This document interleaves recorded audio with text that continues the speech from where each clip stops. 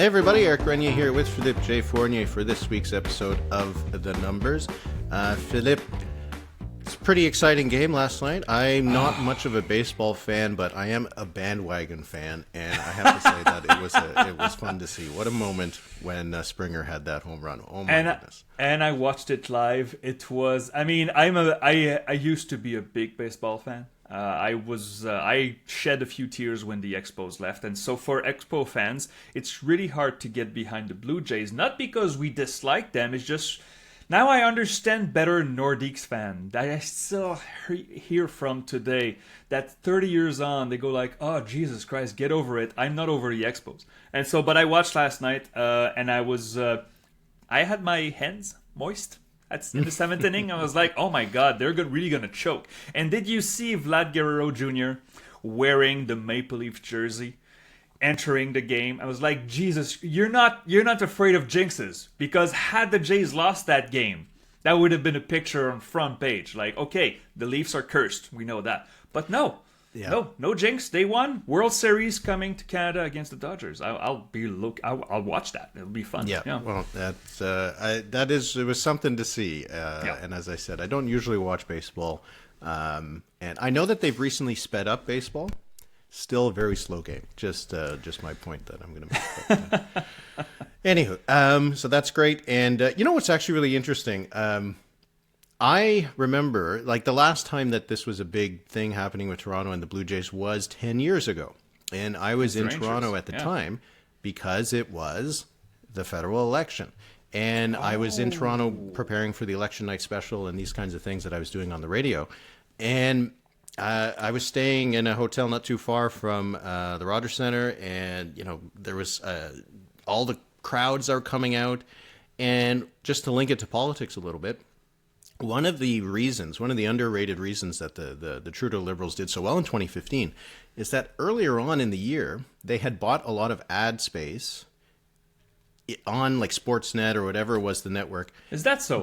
Before you knew that the Blue Jays were going to have that playoff run. Wow. And so there was all this feeling of positivity and then people getting excited about the games. And then they'd see an ad for Justin Trudeau and the Liberals. And so that positivity kind of, got associated with them. So that's just kind of I heard someone mention not too long ago that we just passed the 10-year anniversary of the 2015 election. Yep. And so, there's just some links with the politics and baseball, which I think is actually a huge thing in the United States. They often talk about like the winners of the World Series and who the presidents are going to be. I don't think it has that kind of meaning here, but anyway, it's just a fun little note. All right, let's actually get to that politics and those numbers. Now, we did get some polls out this week, not too many. I feel like we got a bit more news from the politics world. Oh, we did. Yeah, it does seem like the Conservative leader might be under a little bit of pressure this week. Will he be, though? Here's the question. Okay, so the story you're referring to is Monsieur Poilievre going on some right-wing podcast and talk about how the RCMP is despicable and they covered up for the leadership. The leadership of the RCMP is despicable and was despicable, and they covered up for Justin Trudeau. Listen, man, this is should have gotten jail time, is what Poilievre was suggesting. Like, this is not our beat. Like, we cover numbers, we cover data. So I want to be very careful in what I say. I'm not sure what take you have on this. We haven't spoken to each other about this before. But it just signals to me that there's no realignment coming for Pierre Poilievre, for better or for worse. If, I think, I may be wrong about this, but I'm looking at the numbers. Pierre Poilievre this morning still trails by 20 points Mark Carney in the preferred PM tracker from Nanos Research. At best, they're tied in voting intentions with the Liberals, the Conservatives are. And we are 6 months now removed from a general election that Poilievre was supposed to win and lost. And now we hear this. And so it tells me he's going to win or lose by being himself, not by trying to please more moderate voters. And I'm really curious to see whether it works, because it could. It could. But what is your view on this, Eric? Well, no, certainly we'll stay within our lane on this one. But I do think it's an interesting moment here because there was the article done by Dimitri Soudas in the Star. Not the best way to reach conservatives, I would suggest, but it was an article in the Star. Soudas obviously was one of the top figures in the Harper government. We've heard criticisms of Pierre Poilievre from other former Harper people. You think of Corey Tenaik, for example, who hasn't been very laudatory of Pierre Poilievre on the Curse of Politics podcast. Ana Reyes has written about it. He obviously left the Conservative caucus when Pierre Poilievre became leader before the last election. And you saw some reporting that there does seem to be some discomfort, right? I saw today in Politico, they were kind of approaching Conservative MPs, I guess as they were entering the House or whatever they were doing. And a lot of people didn't want to say anything. Some people backed up Poilievre. Nobody criticized him. But you kind of get the sense from some of the reporting that there's this undercurrent of discomfort and is this going to be the path forward, right? Taking this kind of approach. So I don't know if it's actually going to become anything. You need to have, I think, some caucus members to actually come out and say anything before anything really becomes real. But just that this kind of thing is happening within the conservative movement. So I guess the question for us is, what do the numbers say about Poilievre's leadership within the conservative base and then with the broader public? I think that is an interesting question because those voters in Calgary in January who are going to make that decision on Poilievre's leadership are going to be judging two things. One, do they feel that he represents their kind of approach and what they want to see from the Conservative Party? And two, can he become prime minister? And those are not necessarily the same questions. Yeah, absolutely. But I think I have an inkling of an answer based on the numbers that we have seen. So we have a regular tracker from Abacus data, from the Angus Street Institute, and other pollsters. I think ResearchCo also does this, although less frequent. So among conservative voters, not members, but voters, Pierre Poilievre's numbers are still stellar. They view him positively, or like overwhelmingly. I think I have it here. So the Angus Street Institute, it was 84% positive impressions from Mr. Poilievre among conservative voters. That is huge. And the membership, I think, is the group that elected Mr. Poilievre to this overwhelming victory, 3 years ago now.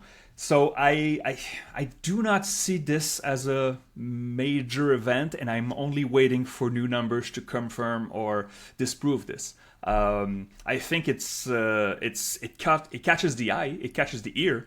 These kind of comments are not very common among high-ranking politicians such as the leader of the opposition.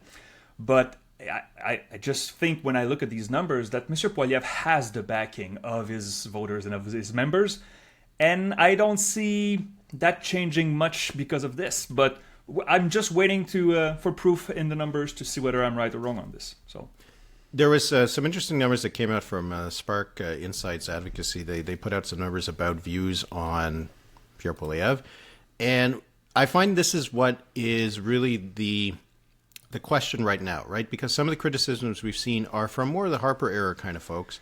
And it asked conservative voters, people who voted for the Conservative Party this year, their views on various leaders. 85% of conservative voters said they had a positive view of Pierre Poilievre. Only 10% had a negative. As you said, those are really good numbers for him. Oh, yeah. If he had 85% in a leadership review, it's not stellar, but it is good enough that he would have no question about his leadership. But then this poll also asked these same voters how they felt about past conservative leaders. Aaron O'Toole, 38 positive, 22 negative. Andrew Scheer, 43 positive, 17 negative. And then Stephen Harper, 63 positive, 19 negative. So this is kind of the thing here. It suggests to me that the conservative base has changed over the last 10 years. It really has. And it has become more Poilievre-esque.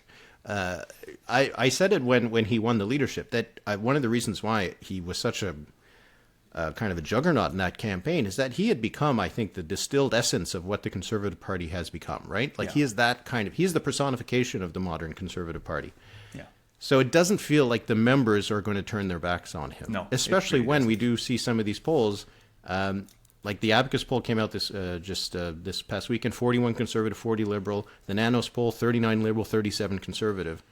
While he doesn't have that 20-point lead anymore, he would enter in an election campaign as what, a 45%, 50, maybe 50% favorite to win. Yeah, exactly. You know what this reminds me of, Eric? And we discussed this when King Charles III came to Ottawa to give the throne speech. There were a bunch of polls on the monarchy. Remember that? It was I think in May. And views on the monarchy in this country, not that it matters a whole lot, because we're not going to change monarchy just because people don't like it, right? Outside of Quebec, outside of Bloc Québécois voters, it was conservative voters who viewed the monarchy the most negatively. And I told you back then, I was like, okay, the Conservative Party used to be the party of like institutions, and Mr. Harper was, I don't want to say monarchist, but he was well in favor of the established traditionalist, system. right? Yeah, traditional kind of views. And back then I told you, when I checked the tape, I said the Conservative Party is turning to a more of a Republican party. And I don't mean Trumpian, but I do mean like Republican, in the sense that they view those institutions maybe as archaic and in the way of their plan. Now, that's, by the way, that's a very defensible position, right? And Bloc Québécois voters would be in agreement with that the monarchy is just archaic. But these numbers so Monsieur Harper among current conservative voters is a plus 40-ish. That's a good number, but it's not a great number. I mean, he's the only one who took your party to power, and he did so for a decade. And he gets, I don't know, it's not that great of numbers for Mr. Harper. So, yeah. What do you make of the numbers of Mark Carney? I mean, I see 21% positive, 72% negative. The 72% is not that surprising, but that's still 1 in 5 conservative voters that look at Mr. Carney and goes, okay, that's not nothing. I feel like I want to find a poll of December or early January of Justin Trudeau's positive ratings among conservative voters. I have a feeling they wouldn't be 21%. No, it was single digits. Yes, it was very. Yeah, so I mean that's kind of that's one of the reasons why Mark Carney's numbers are as decent as they are, right? Because it's not just like when Trudeau was at his lowest, he didn't have many supporters left, but among the Liberals, they still liked him. Now it's not just Liberals who have a decent view or a good view of Carney. You have NDP voters, Bloc voters tend to like him a little bit. And then you have a chunk of Conservative voters who don't think he's awful, right? Obviously, these are not great numbers for anybody, but it does kind of show that there is that kind of cross-aisle appeal that Carney has. And I would wonder, when you talk about how Stephen Harper's numbers weren't that great in this poll among Conservative voters, I'm really curious what they would be among Liberal voters. Has Mark Carney brought in enough kind of blue Liberals and red Tories into the party that Stephen Harper doesn't seem that bad to a chunk of the Liberal coalition that helped put him up over the top in the last election? Yeah. I just pulled the numbers. Do you remember that Angus Reid poll during the holidays? 16% for the Liberals, yeah. Yeah. And this was the only poll we had during the holidays, but it also was the poll that was done after Chrystia Freeland basically turned her back on Justin Trudeau. So, approval of Prime Minister Justin Trudeau among conservative voters. 97% disapprove. Okay. 1% not sure. The 1% not sure. Yeah. I still got to see a bit more. I'm not gonna. So yeah, undecided. This was the most extreme of all the polls, but yeah, you could not find much conservatives that go like, okay, the Liberal leader is not that bad, whereas we can find those now in the polls, and that's in the Sparks numbers that you mentioned are not the only ones recent. But we'll see how it turns out. But I don't know, if I had to, I don't want to bet, but if I had to guess what the polls say, let's say a month from now, that it will not change much. Monsieur Poilievre may say something a little peculiar, but I don't think much in the conservative base will overwhelmingly disagree with it. They might be uncomfortable with him, but this comment will not change them from being conservatives to being, partisan of another party. They are conservatives, and I don't think that's enough for them to change their votes. But again, we are the numbers. We'll wait for the numbers to confirm. So yeah, well, that's what I do wonder, though, is that I do think, as I said, that I think Poilievre is very popular among the base. Oh, yeah. But that question about whether he can win will still be an issue, right? And especially the longer thing goes on, everything goes on, right? If the Conservatives are still within a couple of points of the Liberals in January, the idea of whether he can win or not probably still on the side that yes, he could. All he needs is a good campaign, and there you go. But I do still wonder about these kinds of numbers we see from Nanos, the 20-point lead on the preferred PM. There had been some convergence, but we're not really seeing that convergence that much anymore, right? There is, it's like Poilievre hit a bit of a ceiling in the high 20s. Yep. And Carney might be coming down a little bit more, right? Because he was at 51% a month ago. But not seeing that Poilievre is getting into the 30s or something like that, that would put him in a much stronger position. I don't think Conservative members are going to be too concerned about that in January. Would they be concerned about that in 2027, 2028, if we don't have an election before then?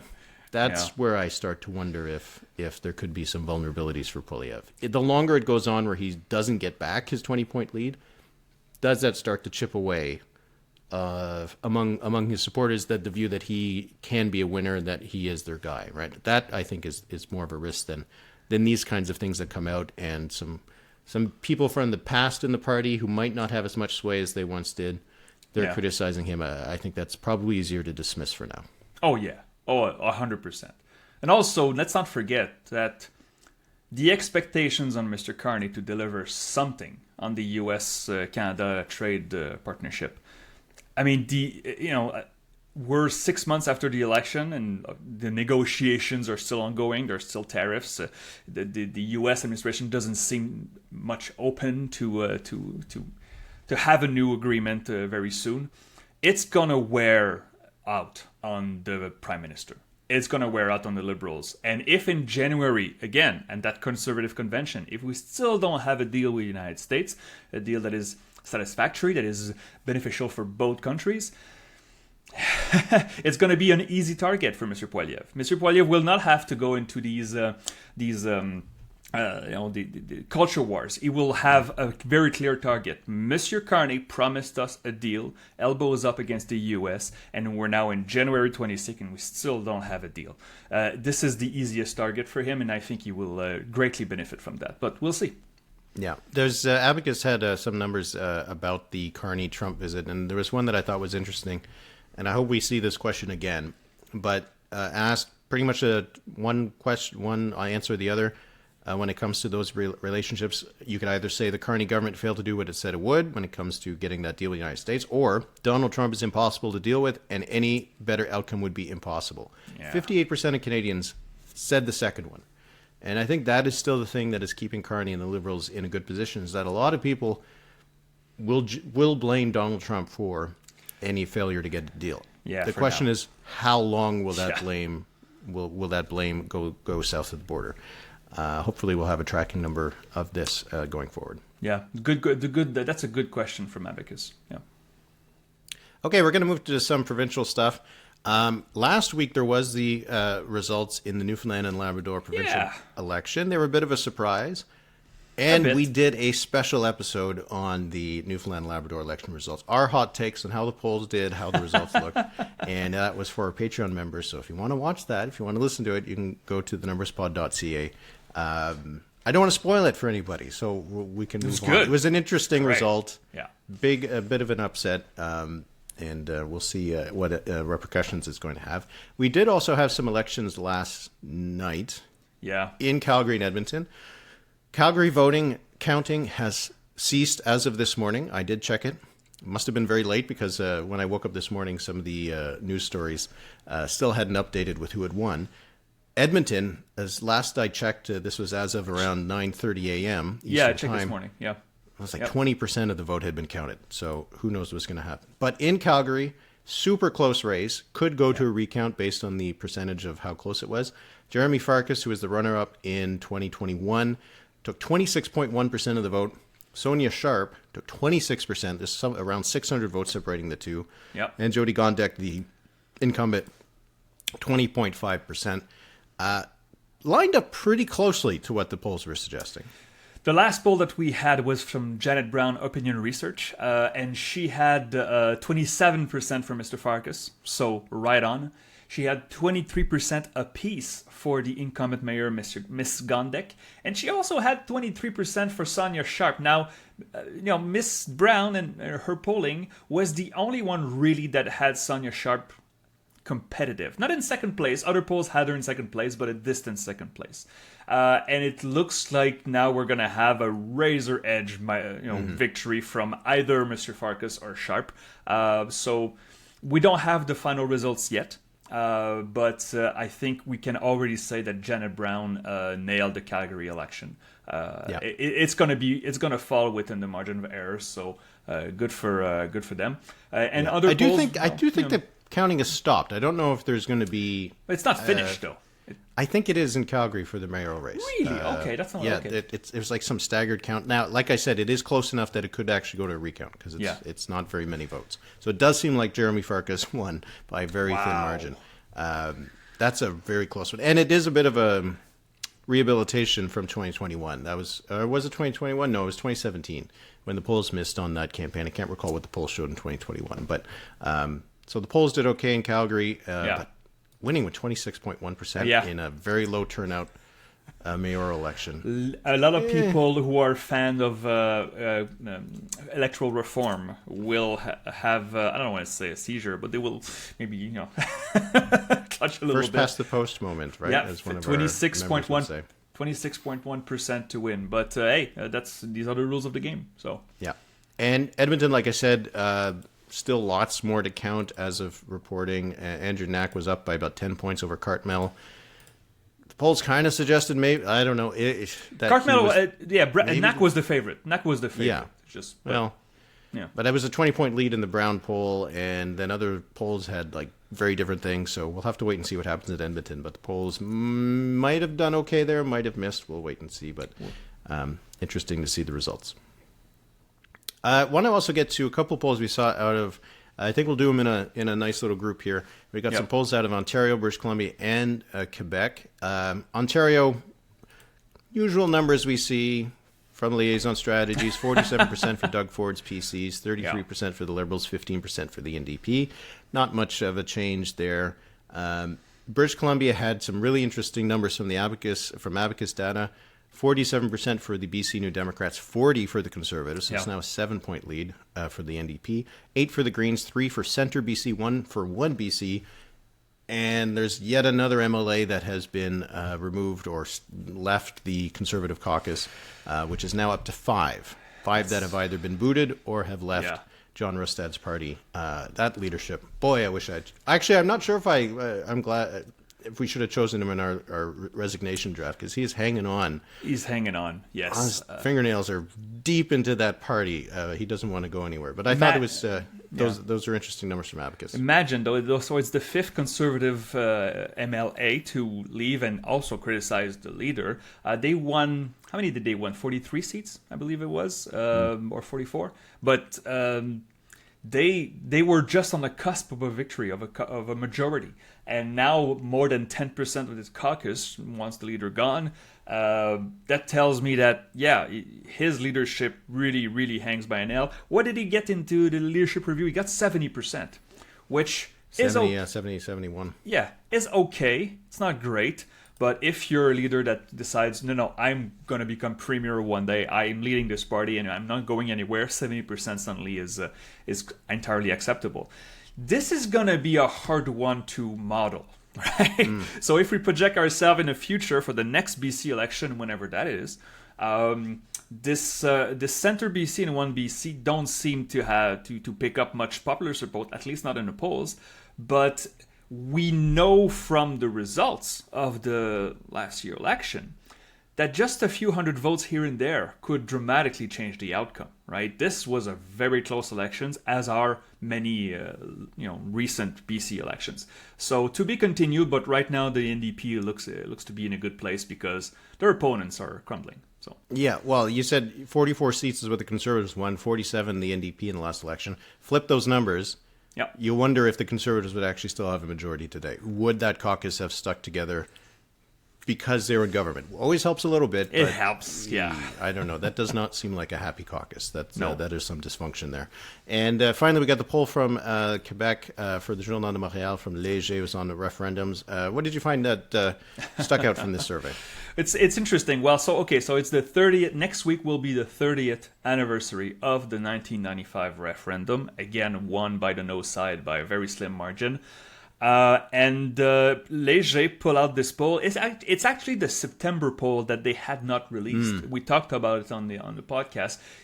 Only the voting intentions had been released, and the Parti québécois was still in first place, 38%, I believe. But the rest of the poll, and it's a very detailed poll, a large sample, Quebec only, and many questions, not only on how would you vote, yes or no, in a hypothetical referendum, but do you want a referendum? How does it make you feel? Do you think Quebec could be independent? Do you think it could be independent, but also do you think it's a good idea that it becomes independent? So a bunch of questions like this. And it was published in the Journal de Montréal, which right now has a marathon on the 30th anniversary. All of their columnists, and are on this. And I would say the coverage is mostly positive. There's also some criticism in there, but then this poll comes in. It's a really bad poll for sovereignty. 65% would vote against, and that includes the distribution of undecideds, which I think, we have to be careful because undecideds in a referendum don't necessarily split the same way as in a general election. So it may be a little higher than that. The only positive thing for the Parti québécois is that it's still leading, and it will have some time to convince more voters, but it's a very steep hill. Most Quebecers do not want a referendum. It will have to, the Parti québécois is not backing down, so they're going to campaign on this, and I wonder if it'll have any effect on the numbers. We'll see. If you can win 26% and become a mayor, I guess you can have 35% and win a province. But I don't know if that wins you a country. But you do wonder if the campaign is just going to end up being about that. Does that cause a problem for the Parti québécois? Or do they just gather all that vote, and so it doesn't really matter if the rest of it is all split between the other parties? If I had to bet, I would say B to your answer. The thing is, the numbers also show that several sovereigntist voters are very motivated and mobilized as they have not been since 95. And also, by the way, for those who are interested in this, go check out the report from Léger, which is now online. They show all the Léger polls since 95 on sovereignty. There's not that much details. They just show the after undecideds for and against. And you can see that after the referendum, the yes side took a lead. I think it was the Lucien Bouchard effect. Then it went down. Then for a few months during the sponsorship scandal in Ottawa, Gilles Duceppe leading the charge against Paul Martin, the yes side took the lead.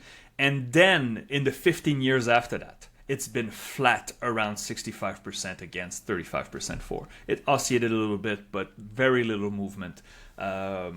But we are entering a new generation, a new phase, a new cycle in Quebec. So who knows where it'll take you? But for the sovereigntists, they have a base. Just their base is not enough to win. So we'll see.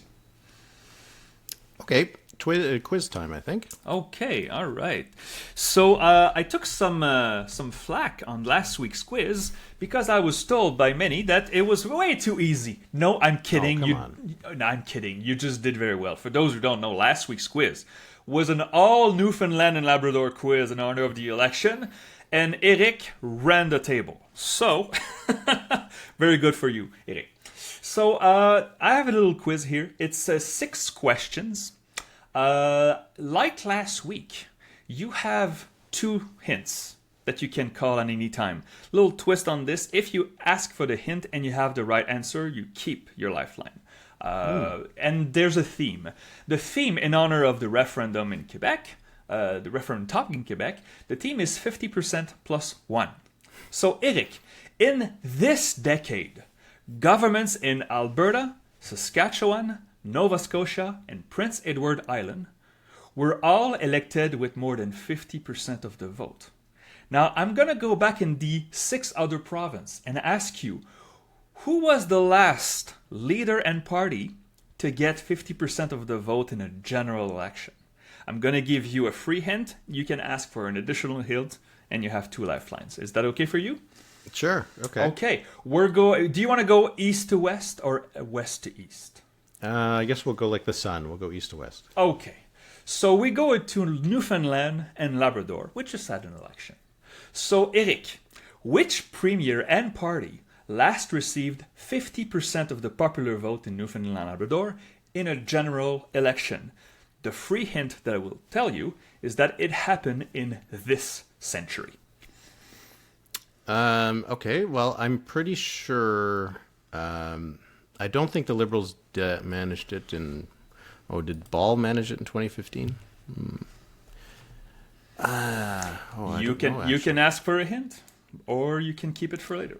My question is, it was either Dunderdale in 2011, Kathy Dunderdale, or is Dwight Ball in 2015. So I will ask for a hint.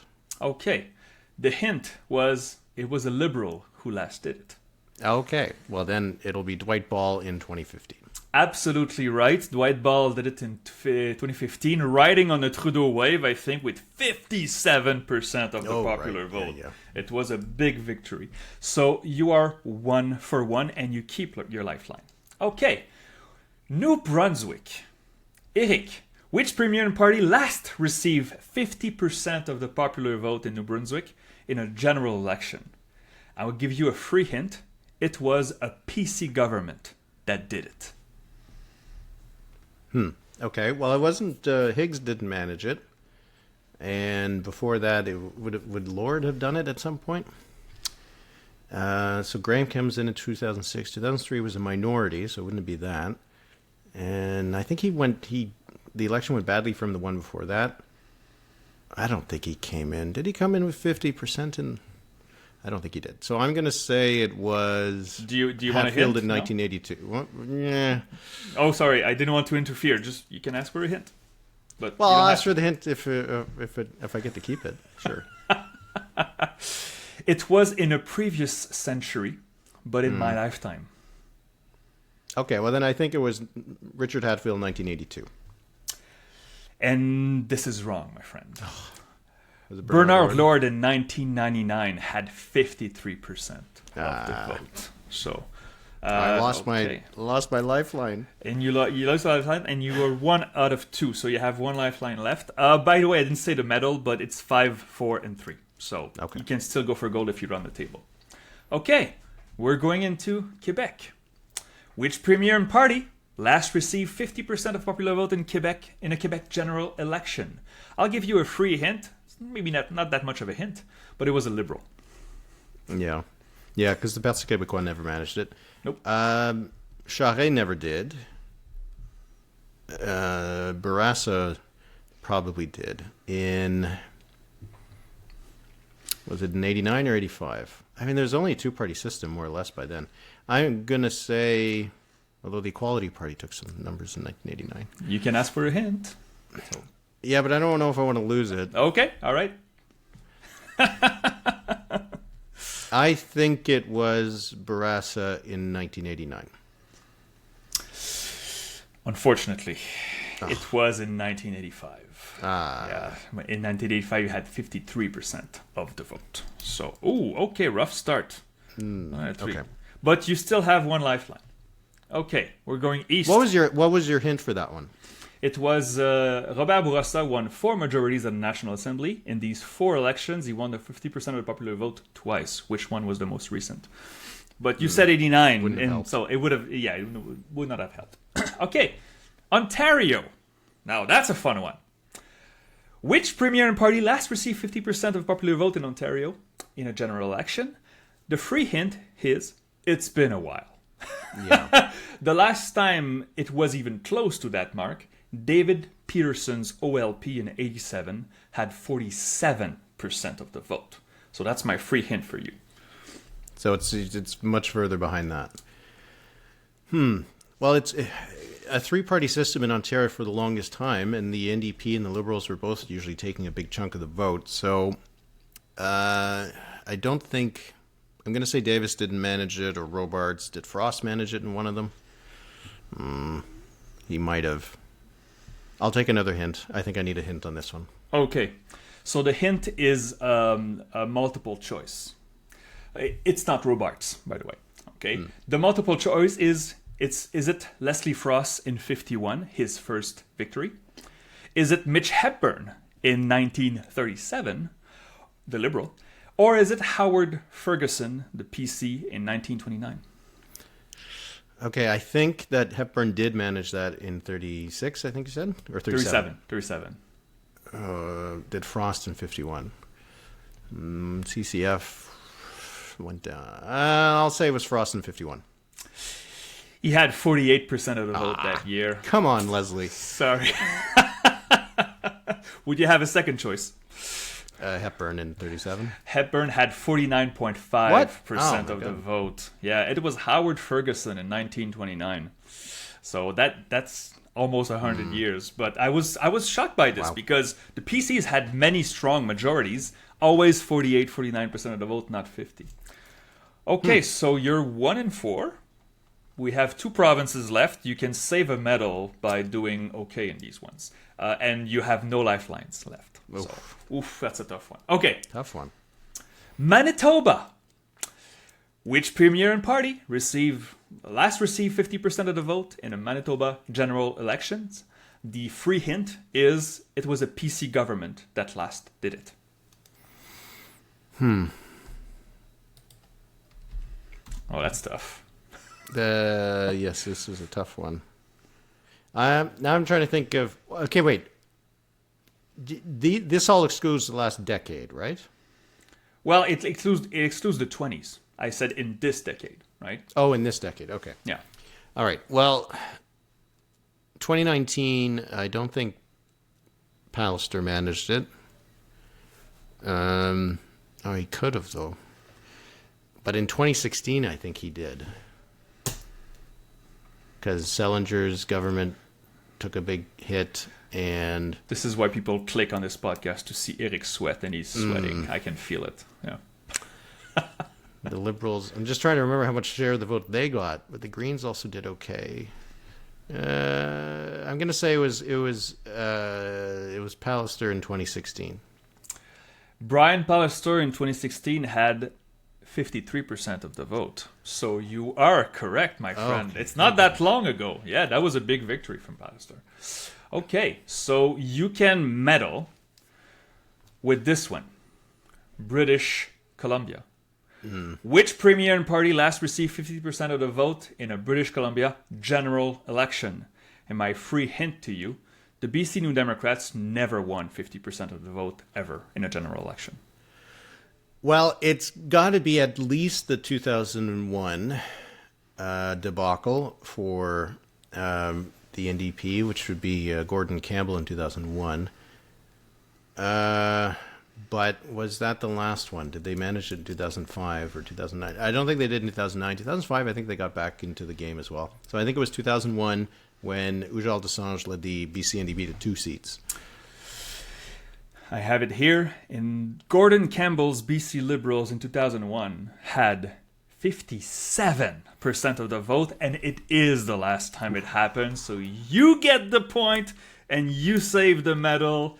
Eric, Skin of my teeth. it's not how you start, it's how you finished, and you finished strong. Just like the Blue Jays, who were trailing 3-2 in the series and came back and stormed and will face the Dodgers.